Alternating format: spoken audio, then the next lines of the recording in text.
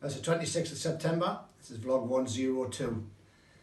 And I just want to remind you about the three things the Holy Spirit told us. 1, study the blood. 2, the keys are in the blood. And 3, he wants his blood back in his body. The life is in the blood. So I woke up this morning and I had this sort of like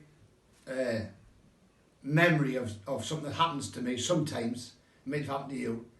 You wake up in the middle of the night and you've been lying on your arm.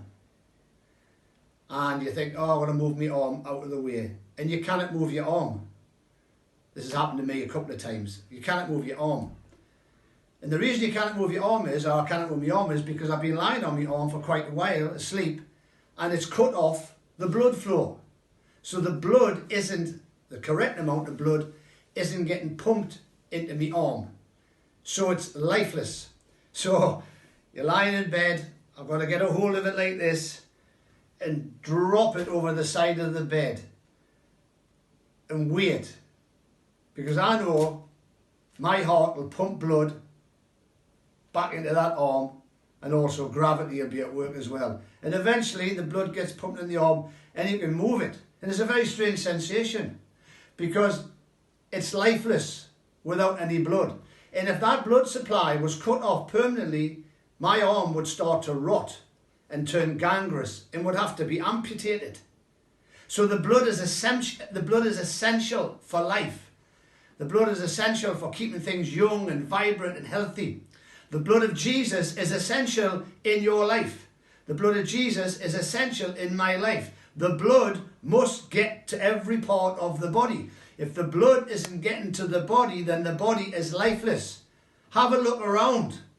Ask yourself a question. I'm looking around this city in the northeast in this nation, and the question is the blood getting to the body? No, because the body is lifeless. There is no energy, there is no vitality, there is no boldness, no courage to stand up and declare the word of God loudly and clearly and boldly. It's just lifelessness. Another word for that is lukewarm. And our King is not impressed with lukewarm believers at all, in any shape or form. So the blood has to get to the body. Now, we've been talking about Job, and talking about, in my terminology, him, his household, his family, his goods, his property, everything about him was untouchable. He was one of the untouchables. And you can be, in your world, untouchable, through and by the blood of Jesus. And I want to read something to you out of Exodus, chapter 12, starting at verse 21. Then Moses called for the elders and said to them, pick out and take lambs for yourselves according to your families, and kill the lambs. And you'll take a bunch of hyssop, dip it in the blood that's in the basin, and strike the lintel and the doorposts. And none of you shall go out of the door of his house until morning.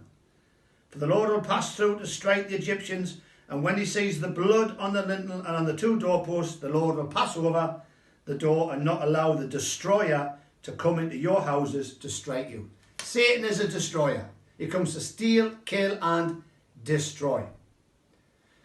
He wanted to get at Job. He wanted to wipe Job off the planet. But the blood allowed the Lord to produce a force field of protection around him that Satan couldn't get through.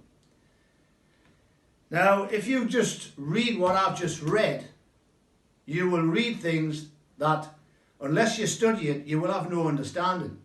First of all, Moses said to them, pick out and take lambs for yourself according to your families and kill them. He didn't tell them how to kill them. And he didn't tell them where to kill them. He didn't need to. It was part of their culture.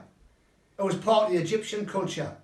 Sacrifices were a regular part, blood sacrifices were a regular part of life in Egypt in the time of the Israelites. He didn't need to tell them how to kill the lamb. He didn't need to tell them where to kill the lamb. The lamb had to have its throat cut and its blood drained. And it says in here, into a basin. Now that's an English word, basin. Check this out. Unless you know and understand about the threshold covenant, then you cannot grasp the meaning of these passages. The threshold covenant, the blood covenant, the threshold covenant was something that the Israelites in Egypt and the Egyptians and other nations all over the planet understand. The threshold of a person's house is extremely important, and who or what crosses that threshold is extremely important.